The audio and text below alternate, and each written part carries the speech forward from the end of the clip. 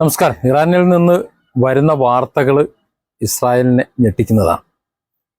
ഈ വീഡിയോ ഞാൻ ചെയ്യുമ്പോൾ നമ്മളൊരു അടിസ്ഥാന വിവരത്തിൽ നിന്ന് വേണം തുടങ്ങാൻ. അതായത് ഈ യുദ്ധം തുടങ്ങുന്ന സമയത്ത് എങ്ങനെയാണ് ഈ യുദ്ധം തുടങ്ങുന്നത്, എന്താണ് എല്ലാ രാജ്യങ്ങളും പറയുന്നത്, ഈ രണ്ട് കാര്യങ്ങളൂടെ നോക്കണം. എന്നാലേ നമുക്ക് ഇതിൻ്റെ ഒരു ഭീകരാവസ്ഥ മനസ്സിലാവുള്ളൂ. യുദ്ധം തുടങ്ങിയത് നമുക്കറിയാം, മനസ്സമാധാനമായിട്ട് കഴിഞ്ഞുകൊണ്ടിരുന്ന ഇറാൻ. എന്നാൽ ഇറാൻ അറിയാമായിരുന്നു ഇന്നല്ലെങ്കിൽ നാളെ തങ്ങളെ കയറി അടിക്കാൻ അമേരിക്കയും ഇസ്രായേലും വരുമെന്ന്. അറിയാവുന്നത് കൊണ്ട് തന്നെ അവർ അത് കരുതിയിരുന്നു. അതിനുള്ള ആയുധങ്ങൾ വർഷങ്ങളായി കൂട്ടിവെച്ച് കാത്തിരുന്നു. നമ്മൾ ഏതോ സിനിമയിൽ പറയുമല്ലോ, നമ്മളെ ദൃശ്യം സിനിമയിൽ പറഞ്ഞതുപോലെ നാളെ പോലീസ് തങ്ങളെ പിടികൂടാൻ വരും എന്ന് കണക്ക് കൂട്ടി തെളിവുകളെല്ലാം ശേഖരിച്ചു വെച്ച് അല്ലെങ്കിൽ ഉണ്ടാക്കി വെച്ച് കാത്തിരുന്നു എന്ന് പറയുന്നത് പോലെ ഇന്നല്ലെങ്കിൽ നാളെ തങ്ങളെ തേടി ഇറാനെ ആക്രമിക്കാൻ വേണ്ടി അമേരിക്കയും ഇസ്രായേലും എത്തും എന്ന് അറിയാവുന്ന ഇറാൻ കെണിയൊരുക്കി ആയുധങ്ങളൊരുക്കി കാത്തിരുന്നു എന്ന് പറയുന്നതാണ് ശരി. രണ്ടാമത്തത് എന്ന് പറയുമ്പോൾ ഓരോരുത്തരും പറയുന്ന കാര്യങ്ങളാണ്. ഇറാനെ സംബന്ധിച്ചിടത്തോളം ഇറാൻ തുടക്കം മുതൽ പറയുന്നത് എന്താണ്, ഇസ്രായേൽ തുടക്കം മുതൽ പറയുന്നത് എന്താണ്, അമേരിക്ക തുടക്കം മുതൽ പറയുന്നത് എന്താണ്. അമേരിക്കൻ പ്രസിഡന്റ് ട്രംപ് സദാപി കള്ളം പറഞ്ഞുകൊണ്ടിരിക്കുന്ന അല്ലെങ്കിൽ വെറുതെ തള്ളിക്കൊണ്ടിരിക്കുന്ന, നുണ പറയാൻ വേണ്ടി മാത്രം നാവ് അല്ലെങ്കിൽ മറ്റുള്ളവരെ കുഴപ്പത്തിലാക്കാൻ വേണ്ടി മാത്രം നാവ് പുറത്തെടുക്കുന്ന ഒരു ജീവിയായിട്ടാണ് ഇപ്പോൾ നമുക്ക് തോന്നുന്നത്. അതവിടെ നിൽക്കട്ടെ, അത് നമുക്ക് അവസാനത്തേക്ക് വെക്കാം. ഇസ്രായേൽ എന്താ പറയുന്നത്? ഈ സമയം വരെ, യുദ്ധം തുടങ്ങിയ ഈ സമയം വരെ ഇസ്രായേലിൽ ഉണ്ടാകുന്ന നാശനഷ്ടങ്ങളോ മറ്റോ ഒന്നും തന്നെ അവർ അംഗീകരിക്കുന്നില്ല. അവരുടെ അയൺഡോമുകൾ അല്ലെങ്കിൽ പ്രതിരോധ സംവിധാനങ്ങൾ ഇതൊന്നും തകർന്നിട്ടില്ല, യാതൊന്നും ചെയ്തിട്ടില്ല. ഇസ്രായേലിന് ഒന്നും തന്നെ പറ്റിയിട്ടില്ല, ആളപായമില്ല, പരിക്കുകളില്ല, ഒന്നുമില്ല. പക്ഷെ ഇസ്രായേലിൽ വലിയ പ്രക്ഷോഭങ്ങളുണ്ട് താനും. ജനങ്ങൾ ബങ്കറിലാണ് കഴിഞ്ഞ ഒരു മാസം എന്നതുകൊണ്ട് തന്നെ അവർ പ്രക്ഷോഭം തുടങ്ങിയിരിക്കുന്നു. ബങ്കറിലിട്ട് കുട്ടികളെ വളർത്താൻ കഴിയില്ല എന്ന്. കഴിഞ്ഞ ദിവസം നമുക്കറിയാം, ടെലവീവിൽ നടന്നിട്ടുള്ള വലിയ പ്രക്ഷോഭം, ആയിരക്കണക്കിന് പേർ പങ്കെടുത്ത പ്രക്ഷോഭത്തെക്കുറിച്ച് വാർത്തകൾ ഇസ്രായേൽ ടൈംസിൽ തന്നെ വന്നത് നമുക്കറിയാം. ഇനി ഇറാന്റെ അവസ്ഥ ഒന്ന് നോക്കൂ. ഇറാൻ പറയുന്നത് ഞങ്ങളുടെ പരമോന്നത നേതാവ് ആയത്തുള്ള ഖംനയി കൊല്ലപ്പെട്ടു, അതുപോലെ കൂടെ ഇത്ര പേരും കൊല്ലപ്പെട്ടു, അതായത് ഞങ്ങൾക്ക് ഇത്ര നഷ്ടമുണ്ട്. വീണ്ടും ഇസ്രായേൽ കയറി അടിക്കുമ്പോൾ ഞങ്ങളുടെ ഇന്ന ബിൽഡിങ്ങിന് അടികിട്ടി, ഞങ്ങളുടെ ഇന്ന സംവിധാനങ്ങൾക്ക് പരിക്ക് പറ്റി, ഞങ്ങൾ ഇന്ന സംവിധാനങ്ങളെല്ലാം തകർന്നു. അതായത് ഇസ്രായേൽ അവകാശപ്പെടുന്നതിന് മുമ്പ് തന്നെ ഇസ്രായേലിന്റെ ആക്രമണങ്ങളിൽ ഇറാനിൽ പറ്റുന്ന പരിക്കുകളുടെ കൃത്യമായ കണക്കുകൾ അതെന്തൊക്കെയാണ് എവിടെയൊക്കെയാണ് ഇറാൻ തന്നെ പുറത്തുവിടുന്നു.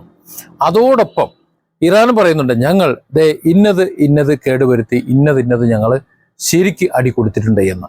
അങ്ങനെയാണ് ബെഞ്ചമിൻ നെതന്യാഹു, ഇസ്രായേലിന്റെ പ്രധാനമന്ത്രി ബെഞ്ചമിൻ നെതന്യാഹു കൊല്ലപ്പെട്ടു എന്നുള്ള ഒരു വാർത്ത വരുന്നത്. കാരണം ബെഞ്ചമിൻ നെതന്യാഹുവിന്റെ ഓഫീസും അല്ലെങ്കിൽ ആ പരിസരവും ഒക്കെ ഇറാൻ ഭസ്മമാക്കി. പക്ഷെ നെതന്യാഹു തലനാരിഴയ്ക്ക് അവിടെ നിന്ന് രക്ഷപ്പെട്ടതായിട്ടാണ് വാർത്ത വരുന്നത്. പരിക്ക് പറ്റിയെന്നും പിന്നീട് ചികിത്സിച്ച് ഭേദപ്പെട്ട് മാറിയതാണും എന്നൊക്കെ പറയുന്നുണ്ട്.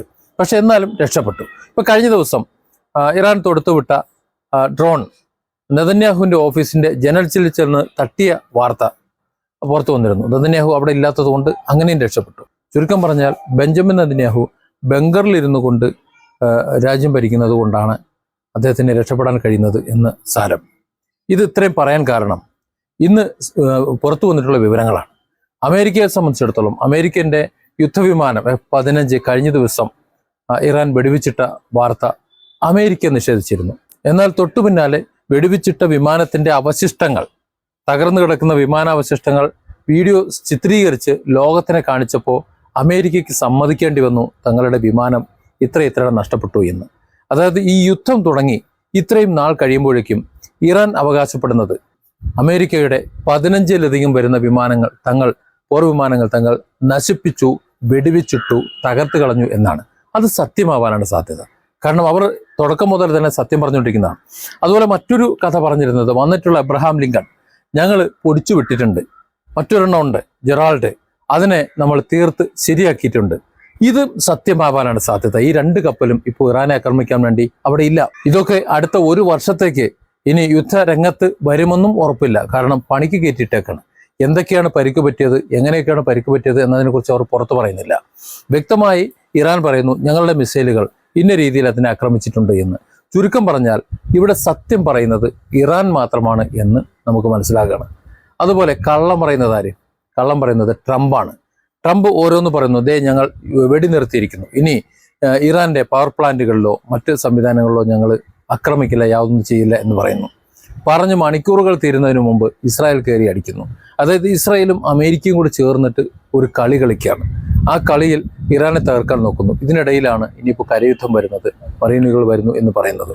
ഇന്നുവരെ പുറത്തിറങ്ങിയിട്ടുള്ള ഇസ്രായേൽ ടൈംസ് അടക്കമുള്ള പത്രങ്ങളുടെയും മറ്റ് പാശ്ചാത്യ മാധ്യമങ്ങളുടെയും വാർത്തകൾ പരിശോധിച്ചാൽ മാത്രം സത്യം മനസ്സിലാകുമെന്ന തലത്തിലേക്ക് കാര്യങ്ങൾ എത്തിച്ചേർന്നിട്ടുണ്ട്. അതായത് ഇറാന് വലിയ നഷ്ടമുണ്ട്, പക്ഷേ ആ നഷ്ടങ്ങൾ ഇന്നതാണ് എന്നവർ എണ്ണി എണ്ണി പറയുന്നുണ്ട്. അതുകൊണ്ട് തന്നെ അവർക്ക് അതിനെ അതിജീവിക്കാൻ പറ്റും. പക്ഷെ അവരുടെ ആയുധ ശേഖരങ്ങൾ, വിക്ഷേപണ കേന്ദ്രങ്ങൾ, തറകൾ, മറ്റായുധപ്പുരകൾ, അതുപോലെ അവരുടെ ആണവ പരീക്ഷണശാലകൾ, ഇതിനെയൊക്കെ കേടുവരുത്തി നശിപ്പിച്ചു എന്ന് ഇസ്രായേലും അമേരിക്കയും പറയുന്നത് ശുദ്ധ കളവാണ്. ഒന്നും ചെയ്യാൻ പറ്റിയിട്ടില്ല എന്നാണ് നമ്മൾ മനസ്സിലാക്കേണ്ടത്. അങ്ങനെയാണ് വിശ്വസിക്കേണ്ടത്. കാരണം ഇവരെങ്ങനെയൊക്കെ ആക്രമിക്കും, ഇറാന്റെയും അമേരിക്കയുടെയും ഒക്കെ ആക്രമണ രീതി എന്താണ് കൃത്യമായി അറിയാവുന്ന ഇറാൻ, ഇറാഖിൽ അത് കണ്ടതാണല്ലോ, അത് അറിയാവുന്ന ഇറാൻ അതിനെ പ്രതിരോധിക്കാൻ തക്കവണ്ണം കെണിയൊരുക്കി കാത്തിരിക്കുകയായിരുന്നു എന്ന് വേണം മനസ്സിലാക്കാൻ. പിന്നെ ഇറാനെ സംബന്ധിച്ചിടത്തോളം മരണം അതവർക്കൊരു പുത്തരിയല്ല. ഓരോ മരണവും, ഇത്തരത്തിലുള്ള മരണവും ഷഹീദാണ് അല്ലെങ്കിൽ രക്തസാക്ഷിത്വമാണ് എന്ന് കരുതിയിരിക്കുന്ന, മരണത്തെ ഭയമില്ലാത്തവരുടെ ഇടയിലേക്ക് എന്തുകൊണ്ടിട്ടിട്ട് എന്താണ് കാര്യം? ഏതായാലും ഇപ്പോൾ നമുക്ക് മനസ്സിലാക്കാൻ കഴിയുന്നത് അമേരിക്കയുടെ പോർവിമാനം ഇന്നലെ അടക്കം ഇറാൻ തകർത്ത് കഴിഞ്ഞു. ഇസ്രായേലിൻ്റെ ആയുധപ്പുരകൾ ഏകദേശം കാലിയായും കഴിഞ്ഞു. ഇനി എങ്ങനെയെങ്കിലും ഈ യുദ്ധം ഒന്ന് അവസാനിപ്പിച്ചാൽ മതി എന്നതാണ് നിലവിലെ ഉള്ള ഒരു അവസ്ഥ. കാരണം ട്രംപിനെ സംബന്ധിച്ചിടത്തോളം എങ്ങനെയെങ്കിലും ഇതൊന്ന് അവസാനിപ്പിച്ച് പോയാൽ മതി. അത്രത്തോളം സാമ്പത്തിക നഷ്ടം, ആയുധ നഷ്ടം, ചുരുക്കം പറഞ്ഞാൽ നാണക്കേട് നാരായണക്കലിളകി നിൽക്കുന്ന അങ്ങനെ ഒരു ഘട്ടം. അമേരിക്കൻ പ്രസിഡന്റുമാരുടെ ചരിത്രത്തിൽ ഇത്രയും നാണം കെട്ട വേറൊരു പ്രസിഡന്റ് ഉണ്ടാവില്ല. അതുകൊണ്ട് തന്നെ ഇത് എങ്ങനെയെങ്കിലും അവസാനിപ്പിച്ചാൽ മതി. ഇനിയിപ്പോൾ കരയുദ്ധം എന്ന് പറയുന്നുണ്ട്. ഈ കരയുദ്ധം കൂടി ഇവിടെ നടക്കുകയാണെന്നുണ്ടെങ്കിൽ സത്യത്തിൽ ട്രംപിനെ അമേരിക്കക്കാർ തല്ലിക്കൊല്ലും എന്ന കാര്യത്തിൽ ഒരു സംശയം വേണ്ട. കാരണം വീഴുന്ന ഓരോ പട്ടാളക്കാർ, അതായത് പാരച്യൂട്ടിൽ ഇറാന്റെ മണ്ണിൽ പറന്നിറങ്ങുന്ന ഓരോ പട്ടാളക്കാരനെയും കൊത്തിയരിഞ്ഞ് സ്രാവിനിട്ട് കൊടുക്കും എന്ന് തന്നെയാണ് ഇറാൻ പറയുന്നത്. അഥവാ അങ്ങനെ തന്നെയാണ് പറയുന്നത്. ഇതുവരെ പറഞ്ഞ കാര്യങ്ങളെല്ലാം ഇറാൻ ചെയ്തിട്ടുണ്ട്, പറയുന്ന കാര്യങ്ങളാണ് ചെയ്തുകൊണ്ടിരിക്കുന്നത്. ഇസ്രായേലും അമേരിക്കയുമാകട്ടെ നിഷേധിക്കുകയും തള്ളിമറിക്കുകയാണ് ചെയ്തുകൊണ്ടിരിക്കുന്നത്. എന്നാൽ ഇറാൻ പറയുന്നത് പ്രവർത്തിച്ചുകൊണ്ടിരിക്കുന്നു എന്നതുകൊണ്ട് അമേരിക്കൻ പട്ടാളത്തെ കൊന്ന് സ്രാവിന് തിന്നാൻ കൊടുക്കും എന്ന് പറഞ്ഞത് വെറുതെ ആവാൻ വഴിയില്ല എന്ന് അമേരിക്കയുടെ സഖ്യകക്ഷികളായിട്ടുള്ള ബ്രിട്ടനും ഫ്രാൻസും അടക്കുന്ന നാറ്റോ സഖ്യം അടങ്ങുന്ന മുഴുവൻ ആൾക്കാർക്കും അത് മനസ്സിലായിരിക്കുന്നു. അതുകൊണ്ടാണ് ഇറാന്റെ ഈ പ്രഖ്യാപനം അത് വെറും പാഴ്വാക്കല്ല എന്ന് മനസ്സിലാക്കിക്കൊണ്ട് തങ്ങളുടെ ആയുധങ്ങളും അല്ലെങ്കിൽ തങ്ങളുടെ പട്ടാളക്കാരുടെ ജീവൻ തങ്ങൾക്ക് സുരക്ഷിതമാണ്, അത് ഇതുപോലെ കൊത്തിയരിഞ്ഞ് സ്രാവിന് കൊടുക്കാനുള്ളതല്ല എന്ന് അവർ തീരുമാനിക്കുന്നത്. Different angles. Don't forget to subscribe and support this channel.